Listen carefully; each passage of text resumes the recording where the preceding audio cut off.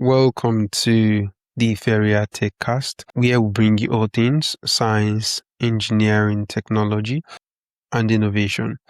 I'm your host, Ezekiel Iferia, and today we are joined by Eileen Gadsden, an expert in helping organizations navigate AI, digital transformation, and the future of work. With over 15 years in healthcare IT, she's evolved from hands-on tech trainer to fractional CFO and founder. She specializes in turning complex tech adoption into practical strategies that help leaders innovate, adapt, and build high-performing teams. Eileen, I am honored and excited to welcome you to the show. Thank you very much for taking the time to join us here today. Thank you for talking to me. Thank you. It's a pleasure. So let's dive into it. Let's start with your story. You spent over 15 years at the intersection of healthcare, technology, and business, evolving from hands-on healthcare tech trainer to fractional CFO and founder. So what drew you to this path? What keeps you excited about it? So, one, I'm a lifelong learner, and I believe that technology is one of those industries where you always have to be improving your skill sets, always looking for tools in your toolbox. So, that's what I started in finance, but I got an opportunity to lead a tech organization, and I was like, I have no tech background. And so I took that opportunity to learn about technology. And so then I was like, well, this makes sense to have this intersection where people who are really good at coding, really good at building systems, but may not necessarily understand what I call the back office, the financial side, having conversations with investors. So that's where I've been able to create a niche for myself. I am not necessarily interested in coding, but I understand it enough to explain to an investor why this certain software company is a good investment for like a long-term strategy. And then just by grace, I got into healthcare, and I love the opportunity to talk to nurses and doctors about what they do and how to make at least one aspect of their role a little easier, and that's documentation in an EMR. So basically, I just don't say no. If someone asks me something, I do my best to say yes. All right. All right. Thank you for sharing that.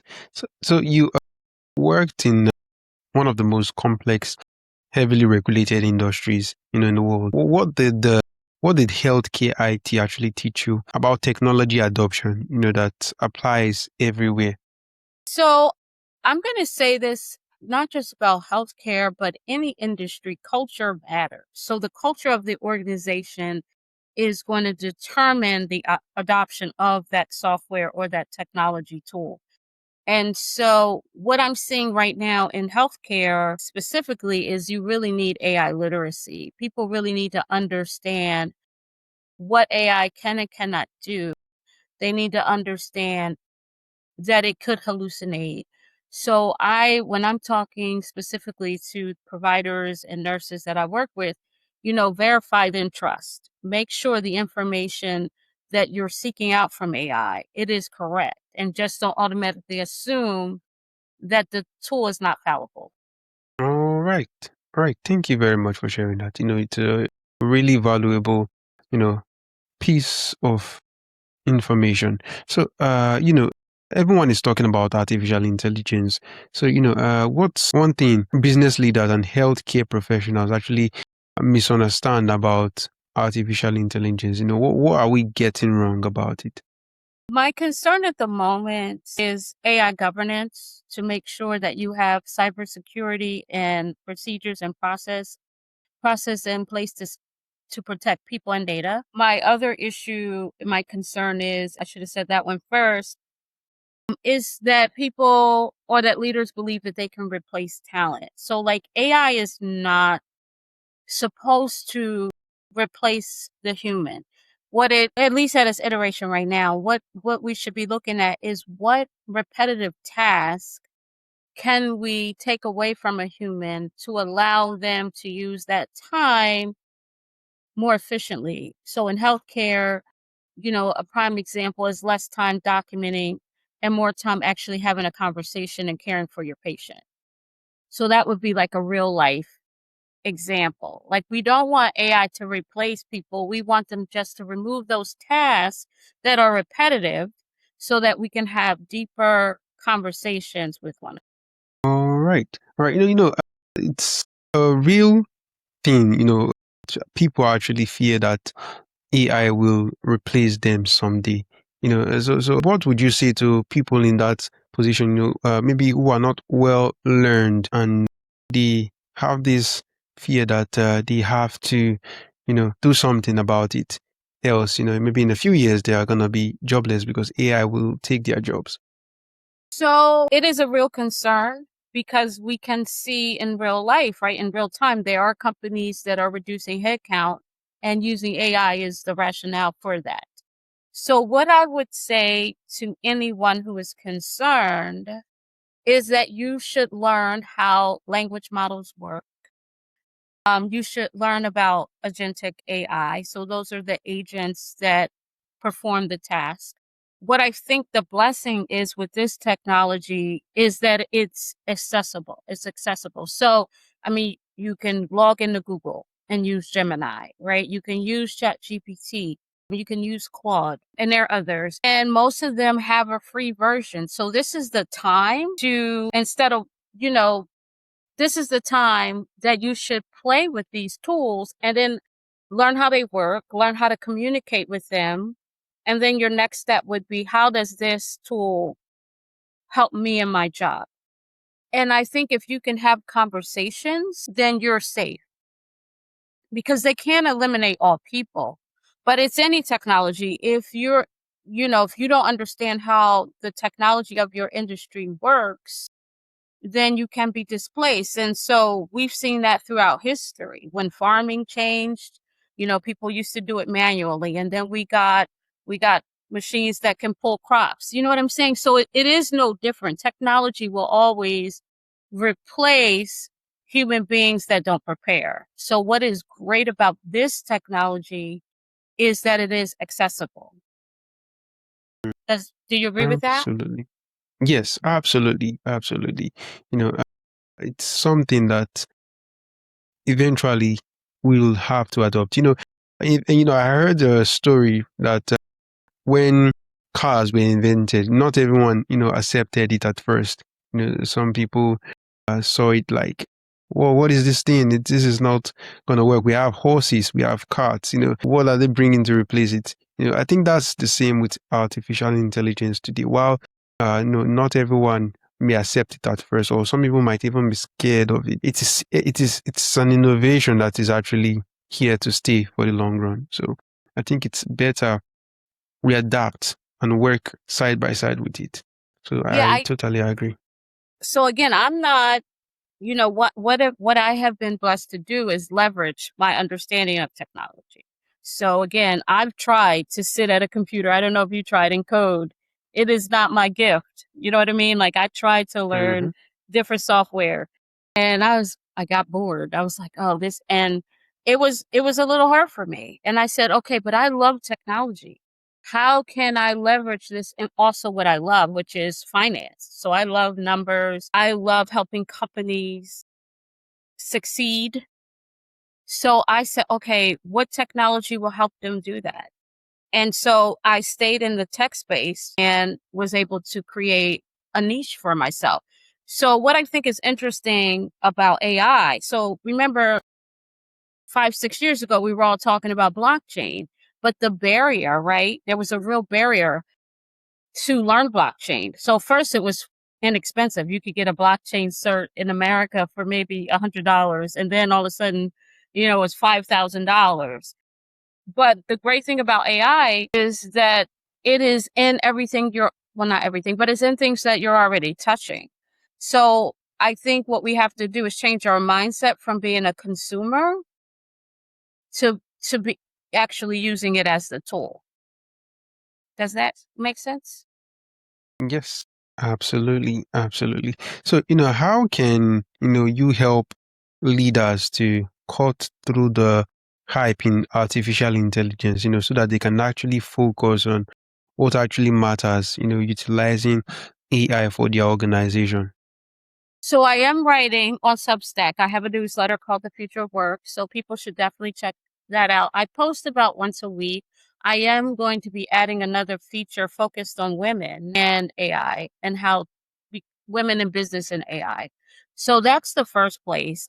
I am always available for a conversation if someone wants to have a conversation about it. I am also working on, which I hope to have done by the end of the month, so I'll share it with you when it's up, and it'll be free, an AI literacy class. Because I think that's where people need to start, is understanding what the tool can and cannot do at this stage. Of course, it's going to get better, when robotics are added to it. But again, I think someone said years ago, and I don't know if you know this cartoon. It's way old. I'm aging myself. The Jetsons. Did you guys have that cartoon? It was a Hanna-Barbera cartoon. And basically it Yep. was human beings working side by side with the robots. And I think that's where, I'm so glad you're smiling because I always tell my age. But I think that's what we're going to, is that it'll be a human and robotic or human and AI intersection. I do think, like many creators of AI, we are moving too fast. I do see companies rolling out, letting talent go and then realizing that they're not ready and bringing talent back. So I am hopeful that we'll slow down a little bit to understand exactly what it can do. And if, to your earlier point, if it's right for our business, you know what I mean? So I think that's Yeah. where it's all very interesting. But I think it's fun All to right. talk about. Absolutely. Absolutely.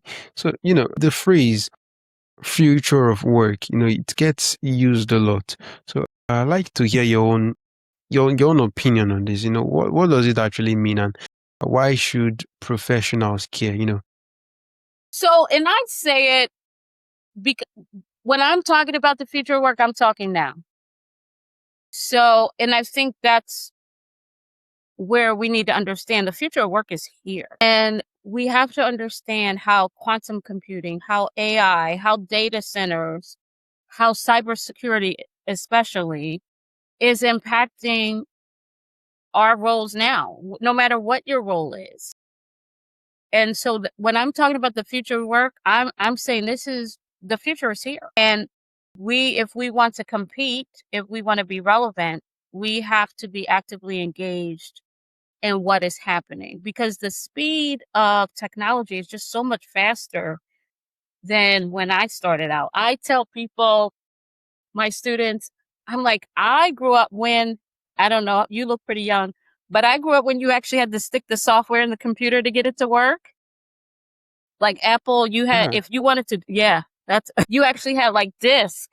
If you wanted to run a software or even a game, you had to literally stick that disk into the computer. It wasn't self-contained like it is now. But look where we are now and how fast things are changing.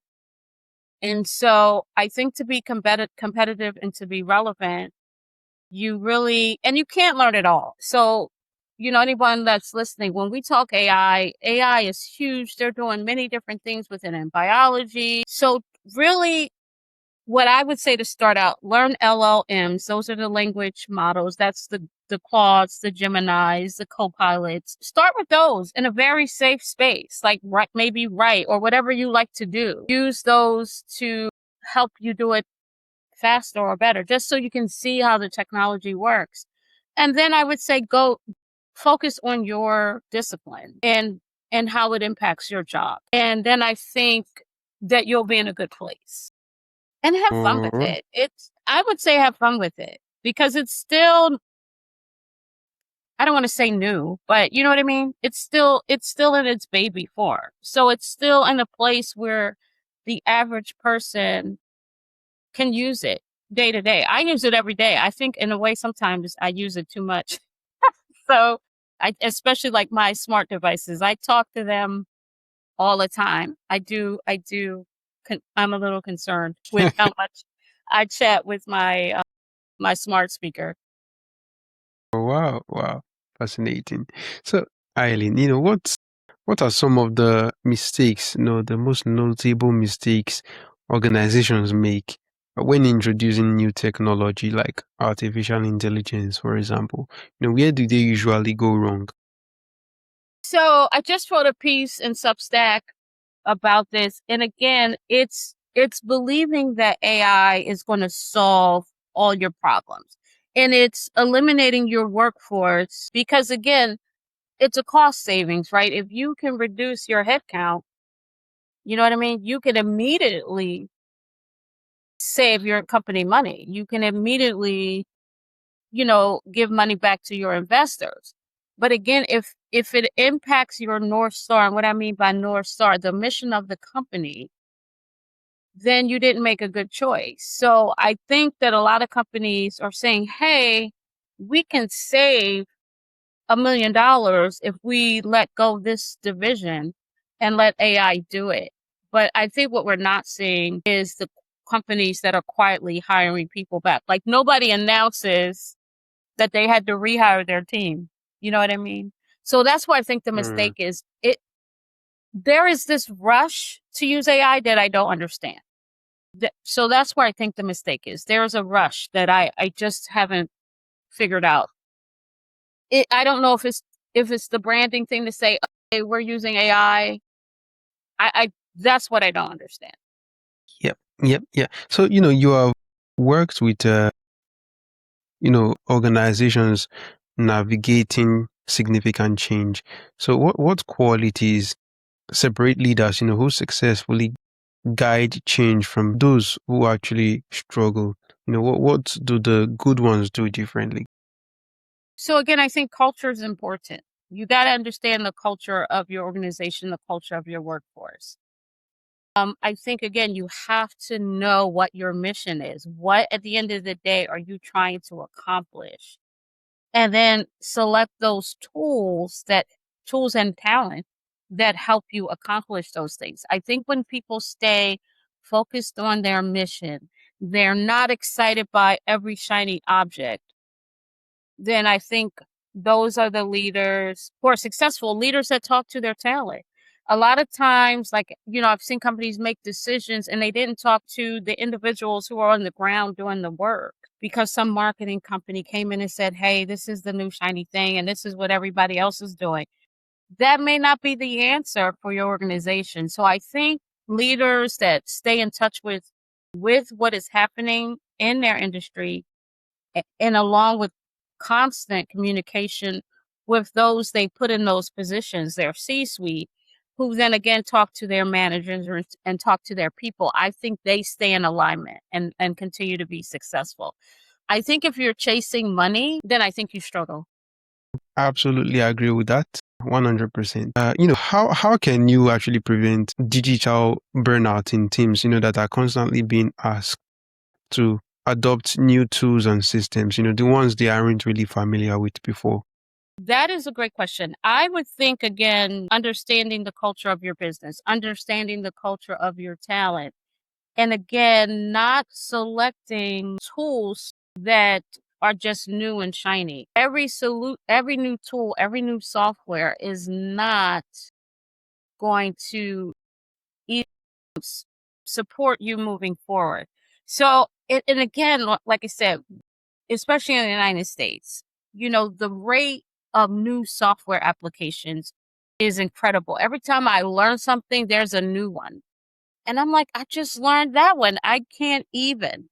So I don't, that would be and so I had to learn myself, like, okay, what I have now is working. And I understand that there's this new shiny thing, but do I have the time? Does it solve my problem? Does it move my company forward? Does it move my brand forward to stop now and have to learn something new when I already have a solution that is working for me? And then I think when you have capacity, then you can again look at a new tool. But I feel like every time I turn around, there is a new software solution. And I just think the way to keep from burnout is just don't, every time something new comes up, that doesn't mean you have to buy it. I had a friend, we would go shopping and they love to go down the clearance aisle. used to drive me crazy because they would buy things and then my house would be full. And I was like, just because it's on sale doesn't mean we need it. You know what I mean? And I think it's the same with software and solutions. Just because it's out there, it doesn't mean that it is the solution for your organization. Give All people a right. chance to learn the new thing and develop that. Find out any broken windows, any opportunities. And then again, fail fast. If you invested in a software and it's not working and your team is telling you it's not working, then yeah, by all means, go another way. I'm not saying hold on to something that's not working, but just don't, because something is new, I wouldn't just automatically change it for the whole organization. So, you say that every time something new comes up, it doesn't mean you actually have to buy it. So, what's one emerging technology, that you think every executive should actually be paying attention to, over the next few years? What emerging technology? I think cyber, if you want to know my honest opinion, I think cybersecurity needs to be taken from out of the C-suite and brought down to each individual's level. I think each individual on your team needs to understand how the software that they're using and connecting with other tools could put that company at risk, especially when we're talking about agentic AI and we're allowing these agents, because agents are people, right? The way they're creating agents, they're giving them names, they're giving them personalities. Do you know what I'm saying? Yeah. So Yeah. they're giving them backgrounds and resumes. Like, agents are people. And so you're giving this entity access to your finances. You're allowing it to buy, your plane tickets. You're allowing it to go into your bank account. So that's just on a personal level. But think about that in a company where you are allowing it to buy your products, negotiate things. So we need to understand how to protect those infrastructures. So that's what I think needs to come out of the boardroom and down to the floor, if you want to say it that way, is cyber. How is this agent putting my company, or AI putting my company, at risk? Who is it talking to? What other systems are it talking to? I mean, we already saw, I don't know if you heard about a couple of weeks ago, where ChatGPT, it got loose and it attacked another AI. Oh, And they wow. really didn't talk about it because they didn't know how it happened. And they're not going to tell you anything till they know why, the why.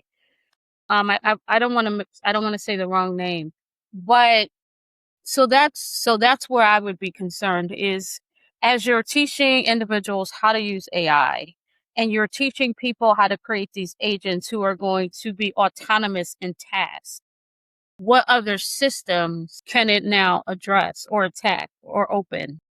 That would be my concern. Indeed, that is such an important concern. And the way you actually approach the question, it's a really great response you gave, Eileen. So to wrap things here, for our listeners who actually want to go learn more about your work, they want to connect or just continue this conversation to go, more into more deeper topics, where is the best place for them to start, to So find you? I am redoing my website. I'm slacking, Ezekiel. I'm slacking. But I am on LinkedIn. And I do have a Substack. That would be the two places. I'm on LinkedIn, I'm on Twitter, but definitely Substack is the way to go. And I can send you some personal links, how we've been communicating through email.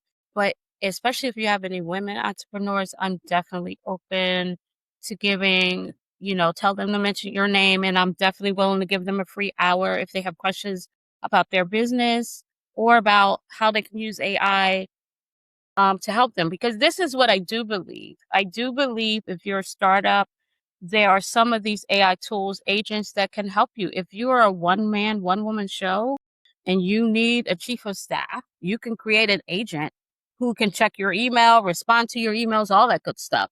So that Yeah. can help you grow your business without that heavy upfront cost. Again, I would just do my research, find the right application. I have my favorites. Claude is probably one of my favorites. Do your research and, you know, and have fun with it. Absolutely. Yes. And I'll be sure to have your LinkedIn profile, your Substack, and potentially your website in the show notes of the podcast. So for the listeners, you can scroll down and find all about Eileen and how you can get to connect with her. And it has indeed been a valuable and insightful conversation with you here today. And once again, thank you very much for joining us on the show. It's been my pleasure, Ezekiel. Thank you.